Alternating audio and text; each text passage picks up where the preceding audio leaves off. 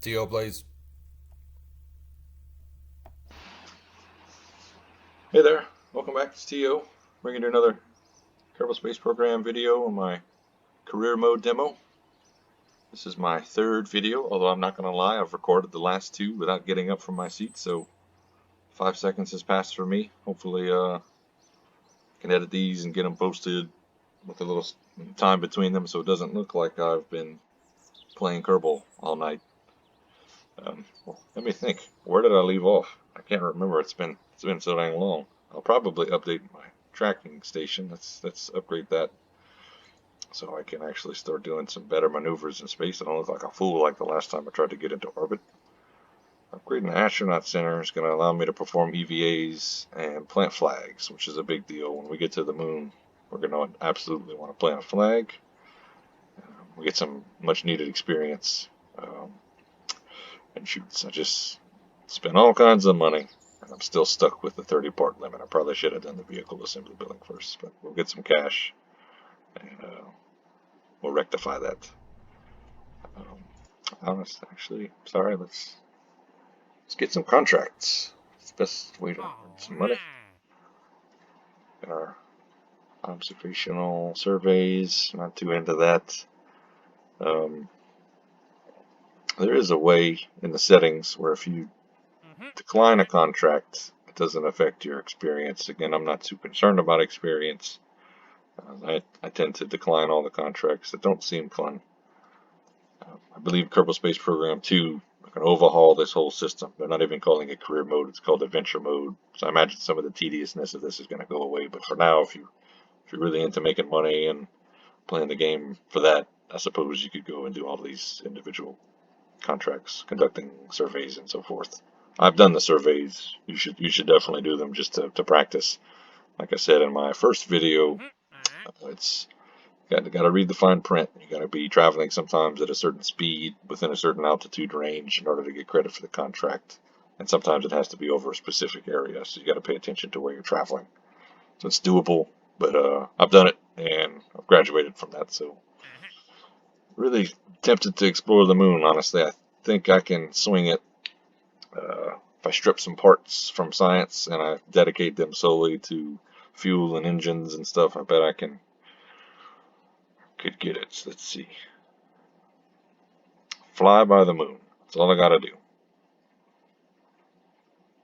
Which means I could just barely touch the sphere of influence of the moon and come back to Kerbal and crash in the ocean, and it would count, and that would give me a little bit of science for the contract, but honestly give me a lot of science for my experiments that I would obviously be carrying with me.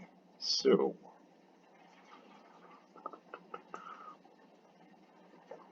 I'll probably do that, and upon completion I'll get a great big chunk of the money that I need to upgrade my vehicle assembly building.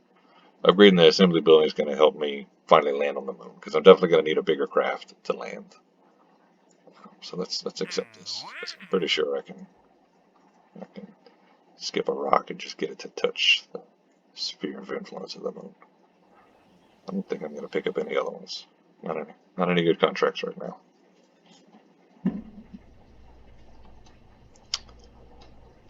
Okay, so this is the craft that we've been working with. Again, it's not even named, so I can't even open it if I happen to delete it. Finally got some batteries. I suspect we'll need those because it is a nice long trek out to the moon.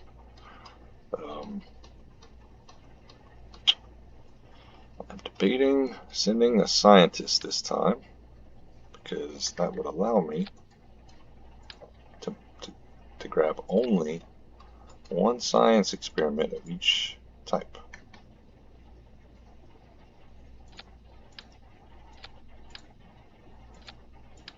Let's turn it like that, so no matter which way I'm looking, whether it's from here or from here, I'll be able to see all three experiments.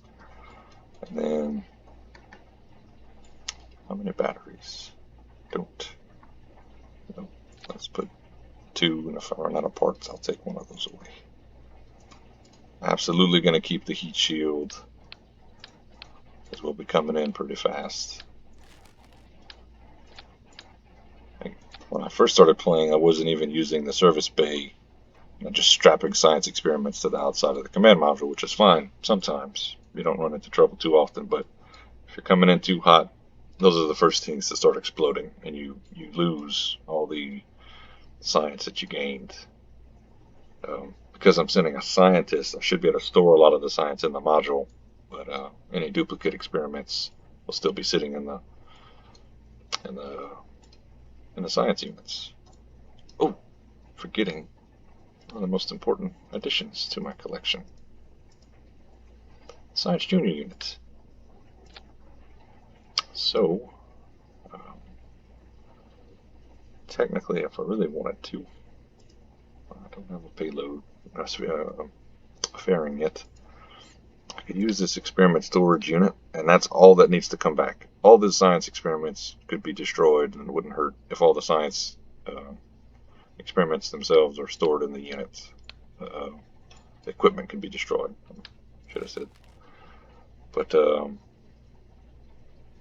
for now, I'll try to save all of it if I can, at least for the money. I bet that Science Junior is going to be the first to explode, though, if I'm coming in too fast. So eventually it's going to be a great idea to put the experiment storage unit in here and load all the experiments into that. But let's see, how much is the Science Junior? Okay, it's only 1,800 credits. So honestly, I don't mind if I lose it, just for the sake of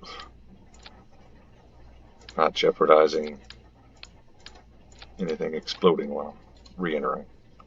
So that's sacrificial now. I'm going to lose the Science Junior because it's below the coupling, but not a big deal, so long as I remember to grab the science out of it before I ditch it. So I've got plenty of batteries. Again, I'm not going to start using communication devices until I have a means of replenishing my power, because transmitting science eats through your electricity, through your batteries. Let's see. That's it for the top stage. That's what's coming back. A couple batteries, some science experiments, and all the science data.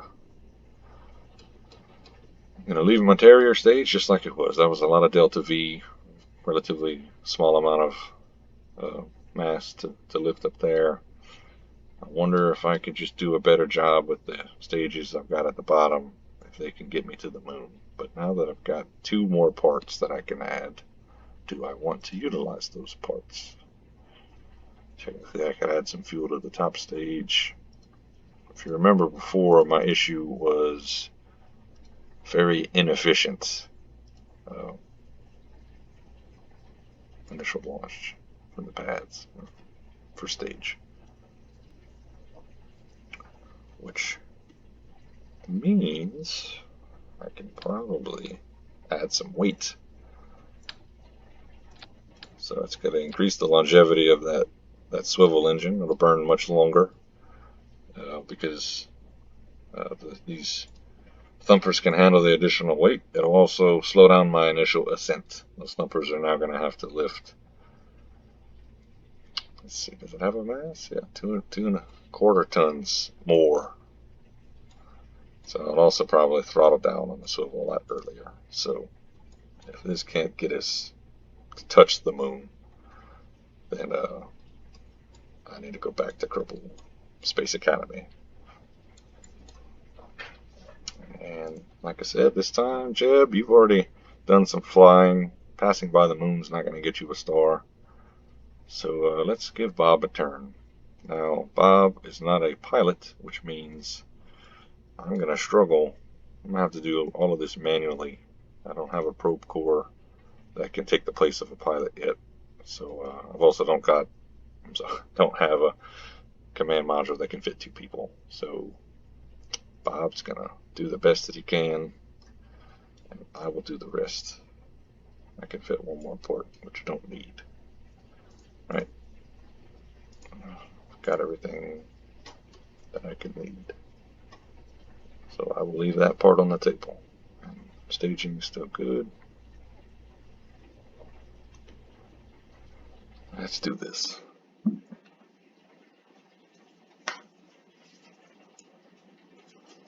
I may only get one launch in this video, depends on how long it takes. So, again, the purpose of this launch is fly by the moon, gather some science for the purposes of completing the contract and doing the science when I get to the moon with my experiments. That's going to be super helpful. So that's okay. A spacecraft has no operational SAS. It's been a while since I've been to this stage, so that's a problem. I'm not even going to get stability, which means if this thing starts to move, I'm going to have to control everything manually. Whereas before, Jebediah was doing a lot of work for me. He was at least keeping the craft straight. He wasn't maneuvering for me, but he was keeping it steady. I'm going to have to keep it steady. So if this thing's wobbling a lot or it's acting up, it's going to be tough. But I think it's worth the risk, because Bob's going to get us a lot more science points by himself. It's probably not worth the risk to run the experiment down here and have him collect the science, because I think he'll fall off. He doesn't have a ladder that he could retrieve it. Let's collect these if I can. I don't remember if I've ever done a temperature reading. Nope, 2.5. All right. I don't know that I've ever done that. Nope, 3.5. I know I've done one of those. Yeah, well, I'll grab the 0.7 science. That'll work. Close that up. When Bob gets into space, he's going to EVA and grab the data out of those experiments and reset them for me. So I'll be able to reuse those same experiments instead of having to keep multiple ones on me. So I tried enabling SAS. That didn't work. Next step is to throttle up. I've got my maneuver mode on, and let's light this and see what happens. I'm gonna let it go pretty straight and do probably another terrible burn, because I'm afraid to tilt this gravity turn too aggressively without that SAS. Let's see. Yep. I'll throttle back again. I'm accelerating way too much at the pressure.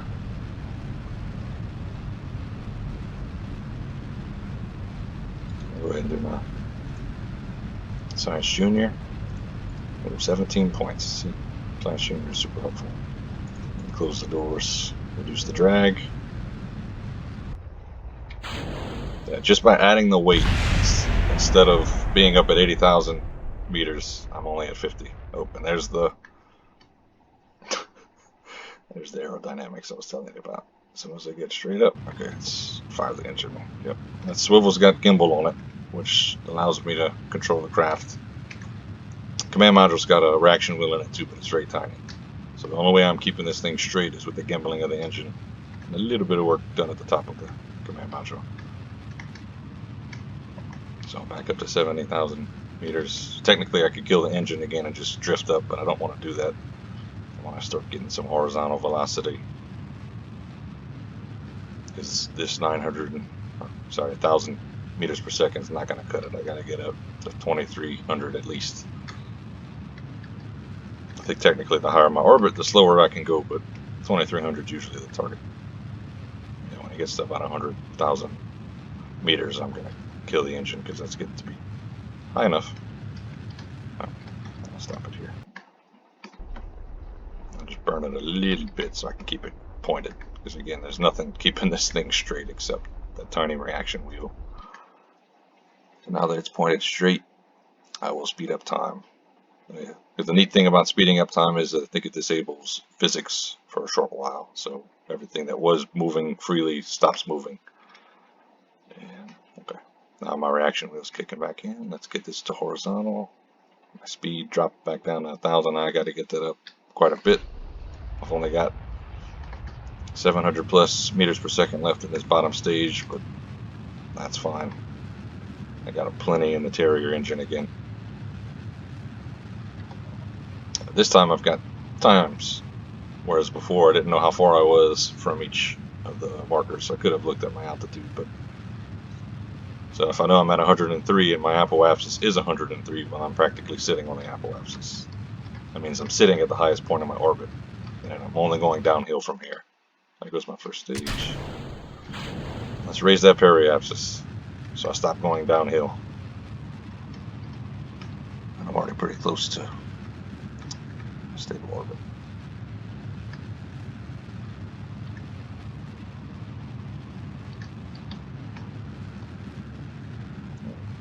Get to 0.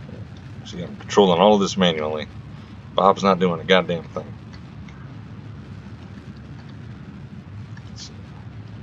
Stop dropping. Stop raising that apoapsis for a second. Okay. That'll do. I'm in orbit. It's not pretty. 75,000 to 117,000. So it's a little oblong, but hey, that's a circle-ish. That counts. Good job, Bob. I knew you could do it. And that's the moon. That's where Bob's headed. I could set a target, but it's not going to help because Bob's not going to be able to move towards the target on his own. Like I was saying before, though, we can EVA. Bob can jump out of there, float around space, take some pictures, send in his wife and his kid. EVA report. Yep, haven't done that yet. Let's do an EVA report. Let's open that. We're going to get our science data. Don't need our little information right now. Let's take the data out of that experiment. Let's take the data out of that one. Take the data out of that one. Removing the data makes it inoperable, but hey, Bob can restore it because he's a swell guy. And then we can reach the Science Junior from here. So we're going to collect the data in the Science Junior, make it inoperable. No big deal because hey, Bob can restore it. Alright, so I think I can switch to the vessel. Yep, now I'm controlling the vessel again. Oh, no crew. So let me switch back to Bob. Get back inside, Bob. He just stored all that science data in the command module. Took it out of his pockets, I guess. Now I can conduct the materials study again from the Science Junior. Because the first time I did it, it was landed. Now or maybe I did it in the air. Now I'm in space above Kerbal. 25 science. That's a good chunk of science. So let's keep that. Get out, Bob. Earn your paycheck. He's going to collect that and then restore. Isn't that beautiful? And we can leave the bay open. It's not hurting anything. Take a look at the electric charge. See, it's creeping down. It's at 249, so that's actually not too bad. If I see it start to drop too much, I can not do very much. I think I can disable the reaction wheels, and that might slow the drain of the charge. But each of the command modules slowly drains power, regardless of what you disable, because it's got life support in it. I'm guessing it's keeping Bob warm. Although his suit also does that. But there's Bob inside, by the way. I don't think I've done the interior view just yet. You can control some of these switches, and you can fly from in here somewhat. You know, there's your speed, there's your heading, so forth. You got your surface altitude, or radar altitude, rather. It's more accurate. If you have deviations in the surface, I don't think the radar altitude is too helpful. Let's see. So that's it for now. Let's get to the moon. Let's actually do what we came here to do. So you see how the craft is spinning right now? What I mentioned before, if you speed up time, the spinning stops. So there's no point in wasting power with the reaction wheel to stop this spin. All I gotta do is abuse one of the mechanics of the game, speed up time, and it'll stop spinning. See, I'm headed in this direction, but I need to be pointing in the other direction anyway, so I don't know that I'll abuse that mechanic just right now anyway. Because I need to get around the planet. The moon needs to be on my horizon when I burn prograde in order to head towards the moon. If I burn towards the moon right now, I will head towards the moon, but by the time I get to that position in space, the moon will have moved really far away. So it's not about shooting a straight line in space. It's about intersecting my orbit with the moon's orbit at a point where the moon will be there when I get there, if that makes sense. And that just so happens to be when I can see the moon on the horizon when I'm coming around Kerbal. I'm sure there's a little more math and science than that. I imagine it being on the horizon is just a rule of thumb, and there's a more precise moment you could do it, but that's the way I learned it, and that's what works. Whenever you've got maneuver nodes and more experienced pilots, then you can really nail it down and conserve the most fuel, but I've got plenty of fuel. Again, all I have to do is barely touch the moon. It's going to it's going to skew my orbit. It's going to, obviously the gravity of the moon's going to affect my orbit, and I have to waste some fuel getting back to Kerbin cleanly, but I've got plenty of fuel to do that. So let's, actually, it will give me newer nodes. Okay. So it doesn't matter if the pilot is not experienced enough. I think that has to do with the radar station. So I don't want this big, crazy orbit. I just need to touch the sphere of influence. So according to this, when I get there on my orbit, I will encounter the moon, and shortly after that, I will unencounter the moon. It's going to throw my orbit off, though, I imagine. I don't know if this is an accurate representation of what my orbit's going to look like when I leave or not, but we'll see. So that's going to happen in 5 hours. That shouldn't be much time. I think my battery should be nice and full still by that time. So let's go ahead and skip to this. I'm going to burn 838 of my 1400 meters per second. So I'm going to use a good chunk of it just to be near the moon. So this is not enough fuel to land on the moon and come back, but it is enough fuel to go by and say hello. So I'm speeding up time. My craft is going to come around here to the maneuver node. So if I leave the map view, you see technically the moon's not quite on the horizon, but according to the maneuver node, which is a minute away, if I waited a minute, maybe it would be on the horizon. It's getting pretty close. So yeah, I guess it's more efficient definitely to use maneuver nodes than it is to trust your eyeballs. So let's go ahead and turn the craft to the maneuver marker.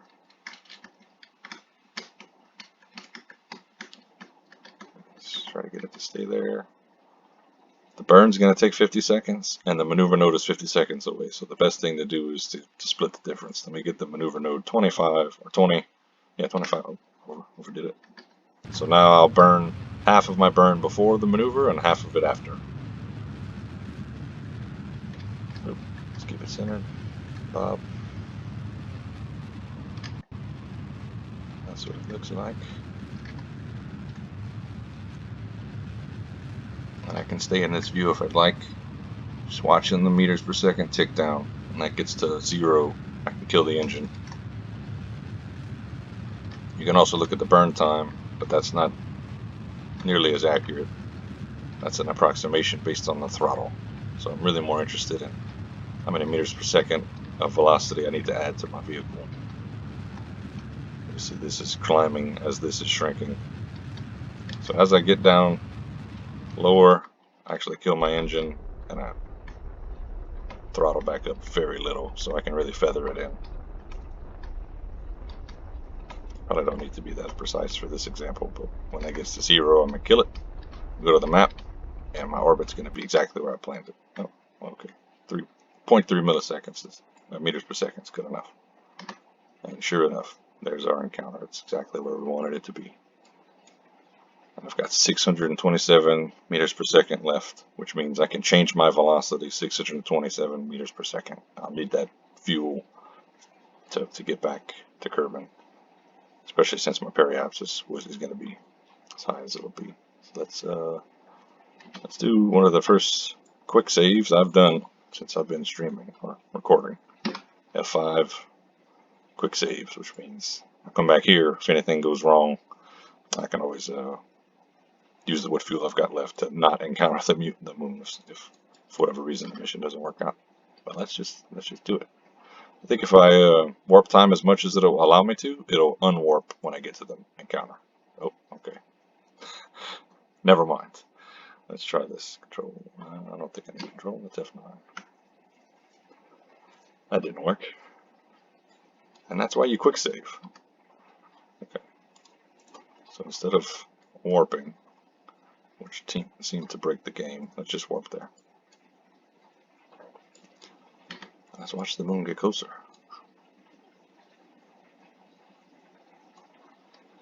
I don't know if my science will be worth more here. I think this is high above Kerbin, maybe? Space high over Kerbin. Yes, sure enough. Okay, so let's stop where we're at. We're still a good ways from the moon. Let's do some more science. This is the whole reason we're on the mission. It's the whole reason Bob's on the mission. What? Let's check out our electric charge. Oh yeah, it's hardly moved, so we're not using much electric charge at all. That's why we're getting by. Glad I brought the batteries. They're probably overkill, but no, nope, nope, nope. Get back in there. I forgot my science junior. Yeah, we're getting on 25 minutes in the video, so this would definitely be the only mission in the video. See if I can get it done. Let's take the data. Data and take the data. Yep. It's not showing me that again. I know that it's gonna ruin the experiment, and I know that Bob's gonna restore it. Same down here. Oh, he's not low enough. Now he is. Collect the data and restore it. Alright. And then EVA report. Get back in the vessel. Cool. Alright. Now where were we? Oh yes. Heading to the moon. But before, I'm not going to quick save because again, I'd rather abort the mission way over there than do it way over here. So let's get into the sphere of influence of the moon. So my maneuver mode is now detecting the moon. And my periapsis is now being registered here as opposed to where it was before. Around Kerbal, now it's around the moon. So it's barely within the sphere of influence of the moon, so this counts as a milestone, and part of my contract is complete. Now I need to gather scientific data from the moon. It doesn't say surface, it just means from the sphere of influence. So let's do a crew reports. See, so crew reports are finicky. You can't collect too many of those. If I could transmit one, that would be all right, and that would free up my slot. But again, I was worried about my power, so we're not going to transmit anything. But what we will do is more science. This counts. Temperature. Yep, keep all that. And log pressure. Keep all that. Temperature study. 50 science. Yep, not even touching the moon. Let's get Bob to EVA. Go down there and collect that. I'll restore it, although I suspect this is the last time I'll use it on the mission. And EVA report. In space high over the moon. 16 science. Okay, I think that's about as much science as I'm going to get, because all of this would be the same results from my experiments. I'm not going to get any extra return. So let's speed up. Let's do a maneuver. See if I can get my parallaxes to drop.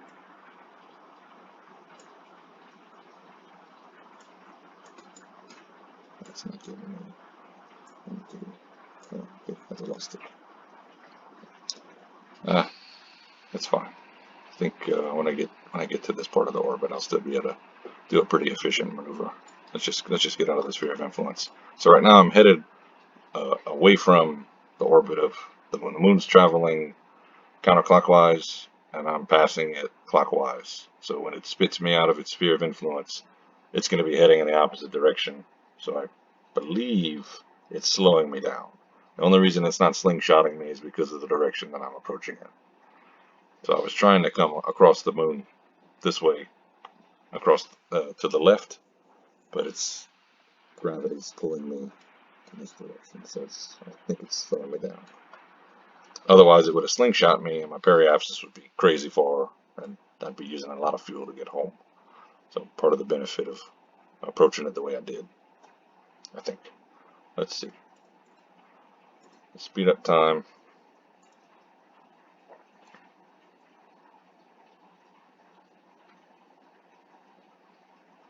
And yep, spit me out. So I'm no longer being affected by the moon's gravity. And if I slow down here, it's gonna lower my periapsis. But I want to get that periapsis into the atmosphere. Let's say 30 kilometers. So Keep an eye on that 211. Let's get that down to 30.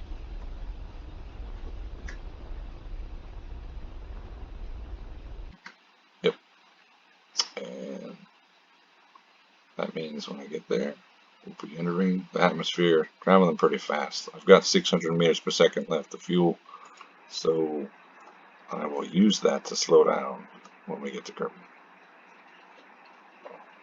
Just for the sake of it. Probably could have saved my science junior, but I know I had enough fuel to really slow down. I was worried about coming in at 3,000 plus meters per second, so I'm still pretty far away from the planet. I'm already moving pretty fast. See, I'm at 23, 24, 25. Yeah, it's more than 30. That's what I was worried about. Let's burn what we got while we still can before we get into the atmosphere.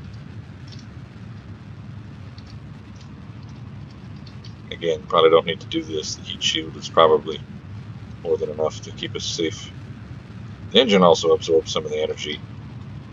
Some people are worried about ejecting their last stage before they enter the atmosphere, but sometimes it doesn't hurt to leave it attached. Pretty resilient, but I'm gonna run out of fuel anyway. I've slowed down quite a bit. Yep. All right, now let's ditch that. Oh, we're gonna do a tumble because I don't have SAS.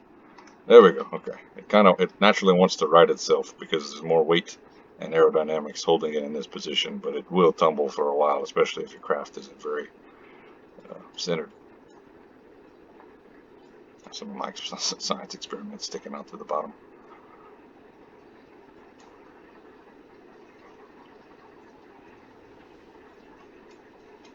You can hear.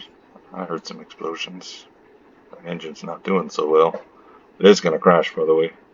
Oh, got some overheating, but we're getting to a pretty reasonable speed. I'm not too concerned about that. As a matter of fact, let me center my retrograde marker. Reduce some of the drag. Some people slow down by creating a lot of drag. They spin their craft and they open the doors on the service bay, but don't need to. Already going much slower. We can deploy our chutes when it's time. It looks like we're going to get wet. Yep. I used to think it was a great benefit to landing in the water until I learned if you hit the water going too fast, you'll destroy some of the components on the bottom, and you'd think that energy would transfer to slowing the rest of the craft. So basically, it would be a cushion, but that's not how the water physics work. It would work that way on land. So on land, whatever is destroyed at the bottom would absorb some of the energy of the crash, and the top components might survive. In the water, everything hits the same amount of energy. Anything could break. At least that's what I remember hearing in another video by a more reputable KSP player. So we did see it in an earlier one of my videos where some wings broke off. Technically, the engine would have hit first. So the engine might have been more resilient than the fins.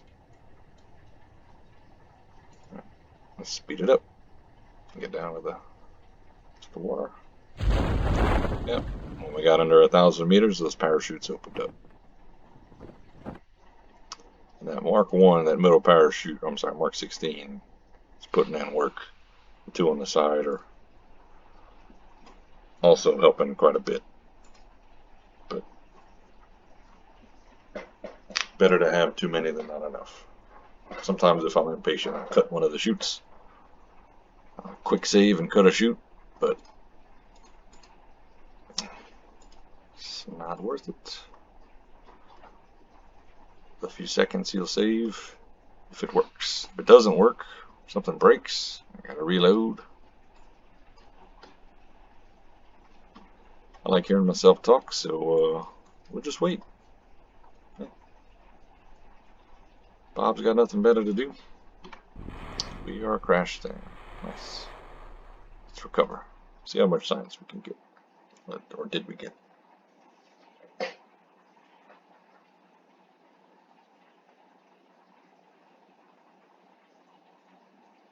$351 science points. That's what I'm talking about.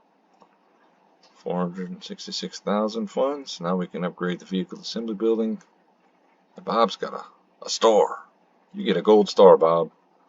Let's upgrade the vehicle assembly building before I become an idiot. Get to do that. Oh yeah, plant the flag on the moon. Now they're just teasing me. Like, you got the science, Tyler. Go to the moon, plant the flag, do it. All right. I'm also going to do some rescues, because what I haven't shown you guys is if you want more Kerbonauts, you got to go and recruit them, and they get more and more expensive. Rescuing them, however, is free. As a matter of fact, you get paid to do it, and they get added to your crew. So anytime I see a rescue mission, I take it. And these earlier missions, the funds are really, really worth it. I want to say these start to decrease, and 70,000 credits now is worth a whole lot more than 70,000 credits at the end of the game anyway, so it's good to do these. Yeah, I don't see any harm in taking them now. I've got plenty of unused contract slots anyway. Rescue, geez, there's a third rescue. They're all in orbit around Kerbal, right? Orbit, yep. And typically they're in low orbit. They're not very far, so they're easy to get. What's this? Oh, rendezvous. We need to test our rendezvous capabilities. Park 2 vessels next to each other around Kerbal. I think one of my rescue missions will satisfy this, because the rescue vessel becomes my vessel when I get close to it, and all I have to do is approach it at a reasonable speed. I think it counts. That's what parking. Parking doesn't mean they're not moving in relation to each other, it just means they're not moving very fast. So let's scrap that. And the rest of those are junk. So I got 3 rescue missions, a moon mission, and a rendezvous. So probably going to do the rescue mission on our next video, because I forgot I did split this video into 2. I needed to pause for a second, so we're probably well into 30 minutes by now. If you've been watching this long, I appreciate you sticking with me. I'm having fun. I don't know about you. If you haven't played Kerbal to this level, I encourage it, because it just gets more fun. It gets more challenging. As you can see, I'm having a blast just unlocking the science. I haven't even spent my science points. I'll come back and do that for the next video. That's all the fun is. What can I unlock next that can allow me to jump even further, like taking leaps and bounds? And if you're into that sort of thing, with getting as far as you possibly can with the least amount of launches, there is a video. I'll try to find the guy's channel and maybe link it in the description. But basically, he unlocks the entire tech tree in something like 3 or 4 launches. It's absurd.